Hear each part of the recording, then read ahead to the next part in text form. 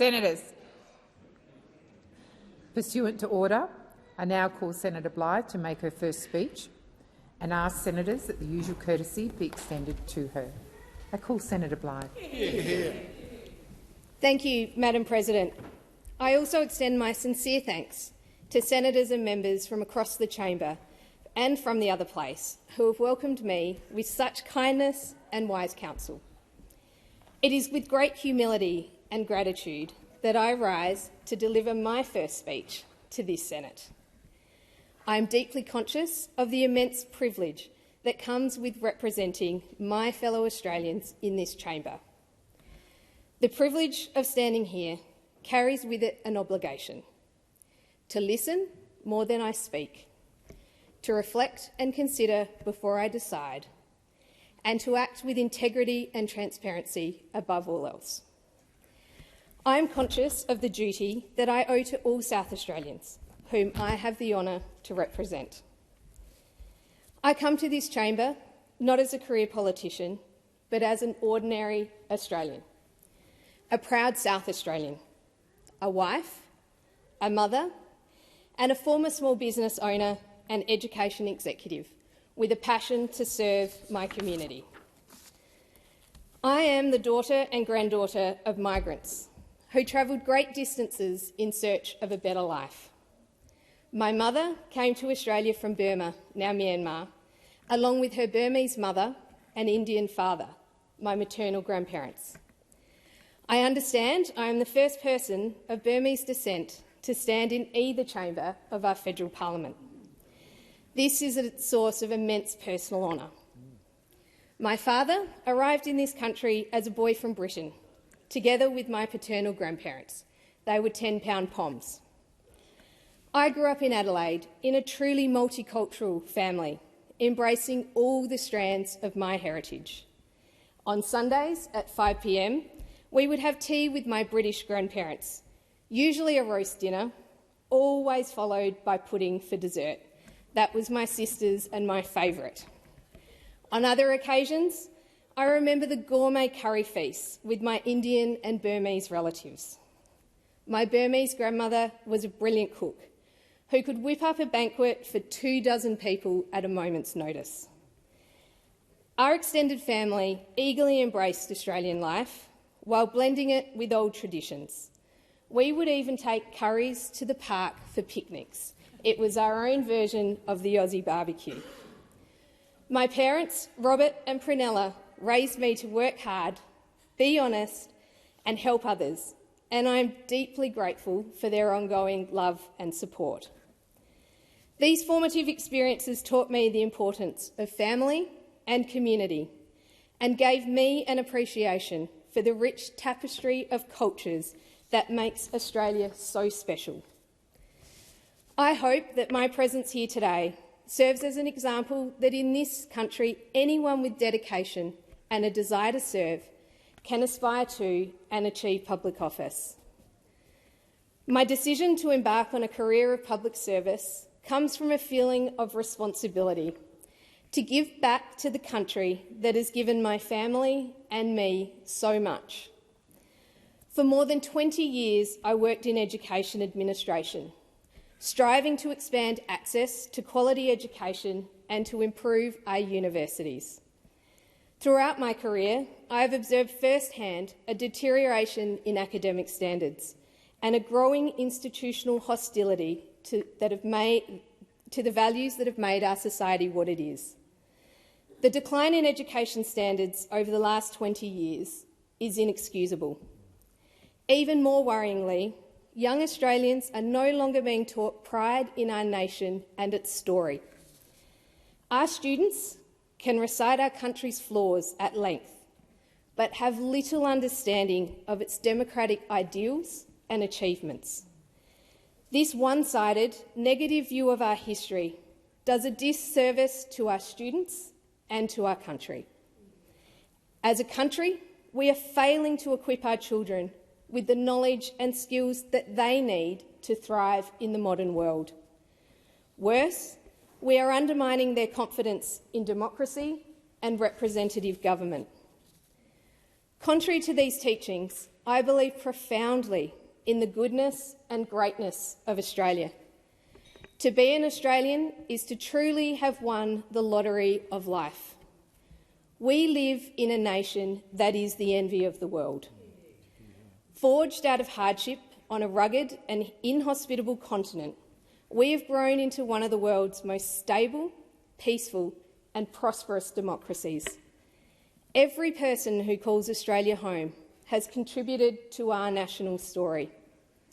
From the first Australians who cared for this land for millennia, to the principles, institutions and culture transplanted from Britain that underpin our democracy and rule of law, to the waves of immigrants from every corner of the globe who have woven their own threads into the Australian fabric.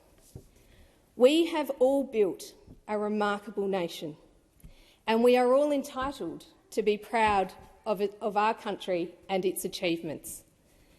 My goal is to help restore perspective and pride in our national story.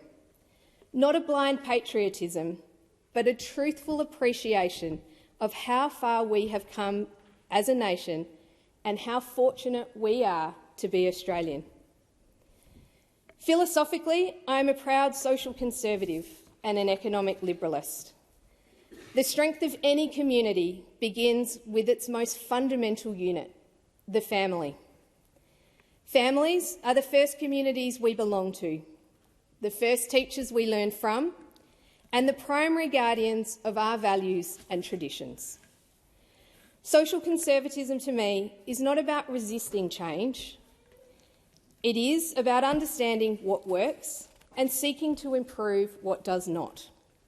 We must cherish and uphold institutions like marriage because we know that when families break down, the entire community suffers.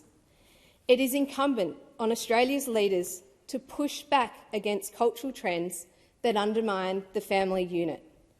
Whether this be challenges to parental authority and decision-making, the denigration of traditional social values, or the excusing of irresponsible or antisocial behaviour. As legislators, we should have the courage to say that family matters. Behind every statistic or policy debate, there are real households trying to raise children, pay bills and pass on their values to the next generation. Strengthening families is not just a cultural or moral goal. It brings tangible social and economic benefits for everyone. Upholding family values is not about living in the past. It is about recognising that stable family structures give children the very best chance in life, and strong community connections contribute to greater social cohesion and stability. As well as being a social conservative, I am an economic liberalist. Free markets, private enterprise and limited government intervention are the surest path to prosperity for all. As Ronald Reagan famously said, government is not the solution to our problems. Government is the problem. When individuals are free to innovate, create and trade, living standards rapidly improve. Australia transformed itself into a prosperous modern nation, in large part by embracing economic reform and allowing individuals and markets to flourish, free from the heavy hand of government. After the missteps of the 1970s, Australia undertook bold, market-based reforms in the 1980s and 90s, and we enjoyed nearly 3 decades of uninterrupted economic growth as a result. This was not an accident or luck. It was the reward for sensible, liberal economic policies that unleashed the latent Australian enterprise and ingenuity. The lesson is clear. As legislators, we must trust people to make their own decisions and give them the freedom and incentive to better themselves and their families. Economic liberalism, properly understood, is not about helping the rich get richer. It is about creating the largest possible economic pie so that we all may benefit. It is about rewarding effort, ingenuity and risk-taking, Economic liberalism also means insisting on limited government, a government that knows its proper bounds. As Margaret Thatcher instinctively understood, there is a truth we must never forget. The state has no source of money other than the money it appropriates from its people. Every dollar the government spends is a dollar taken from someone else, a worker's paycheck, a family's grocery budget, or a business's profits. Worse, as Milton Friedman warned, too much government poses a risk to the fundamental freedoms that are vital for a prosperous society. No matter how much we may wish government can solve all of our problems, the reality is it cannot. The role of government is not to try to solve our problems, but to create the conditions in which freedom and individual enterprise are encouraged and rewarded, allowing people to better themselves. This does not mean that economic liberalism does not have a heart. I support a strong safety net for the vulnerable, those who lose their jobs and those who live with serious disabilities or medical conditions. We must ensure that every Australian, no matter their start in life, has access to education and medical care and the freedom of opportunity to improve their standing in life. I stand in this chamber because I feel Australia has strayed from these historically proven principles. Recent political leadership has too often given way to poll-driven expediency and short-term thinking. A future vision means making decisions in the long-term national interest, not on what is immediately popular. The current approach is a recipe for short-term thinking and poor public policy outcomes. As elected representatives, we must aim to shape public opinion through principled advocacy and honest dialogue. True leadership in this parliament means making hard decisions in the national interest, not sectional interests, and in uniting Australians as one rather than dividing us into ever smaller competing groups. Now, more than ever, Australia needs leaders with integrity, courage and conviction, as well as the humility to admit mistakes. Many of today's challenges, surging inflation, energy insecurity, declining trust in institutions and social fragmentation, strongly resemble the crises that many democratic countries faced in the 1970s. History points to the solution, even as we studiously avoid learning it. Margaret Thatcher and Ronald Reagan are revered international leaders and landmark historical figures who faced very similar challenges. Both were prepared to confront economic stagnation and social turmoil with unpopular but necessary policy solutions. They reduced spending, reduced tax and regulation, and sought peace through strength rather than appeasement. Likewise, in Australia, Prime Ministers Bob Hawke and later John Howard made tough choices and embraced economic reform that transformed an over-regulated, high-inflation economy into the envy of the world. I fear that many of us have not learnt the lessons of history. Australia is currently pursuing unrealistic and unsustainable policy positions that will continue to reduce our standard of living. Our government is spending too much of other people's money. Over-regulation has become the defining feature of our economy and way of life. We are creating and encouraging a culture of dependency and helplessness. We are pursuing a net zero policy that is unrealistic and futile, at substantial detriment to our prosperity and living standards. We seem determined upon a deliberate policy of energy, industrial and agricultural poverty. In our schools and universities, under a disastrous centralised curriculum, our young people are increasingly being taught what to think, not how to think. We are teaching our children to be ashamed of the democratic achievements of Western civilisation. We are encouraging young people to view themselves as helpless prey to fortune, rather than as strong, independent actors capable of determining their own destinies.